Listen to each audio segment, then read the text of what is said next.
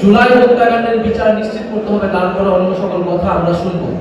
দ্বিতীয়ত হচ্ছে অন্তর্বর্তী সরকারের সময় অনেকগুলো অধ্যাদেশ জারি করা হয়েছিল, যে অধ্যাদেশগুলোকে অনুমোদন দেওয়ার দায়িত্ব হচ্ছে এই বর্তমান যে সংসদ অধিবেশন হবে সেই সংসদের সকল অধ্যাদেশকে অনুমোদন করা হবে। এটা আমরা আশা করব সরকার দল বিরোধী দল সবাই সেই জায়গায় সম্মত হবে, কারণ এই নির্বাচন, এই সংসদ জুলাই গণঅভ্যুত্থানের ধারাবাহিকতা পূর্ববর্তী অন্তর্বর্তী সরকারের ধারাবাহিকতা হিসেবেই দেখতে হবে এবং সংসদকেও অবিলম্বে সংস্কার পরিষদ হিসেবে ঘোষণা করতে হবে, শপথ নিতে হবে এবং যেই ফ্যাসিস্ট যেই রাষ্ট্রপতি, সেই রাষ্ট্রপতির অভিশংসন করে তাকে গ্রেফতারের আওতায় আনতে হবে।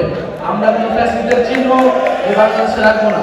জুলাই গণঅভ্যুত্থানের সেই দাবিগুলোতে আমরা যুবশক্তি ভূমিকা রাখবে, এটাই আপনাদের প্রতি আমাদের আহ্বান থাকবে এবং জাতীয় নাগরিক পার্টির প্রতি সবাই দোয়া রাখবেন, সমর্থন রাখবেন। আসসালামু আলাইকুম।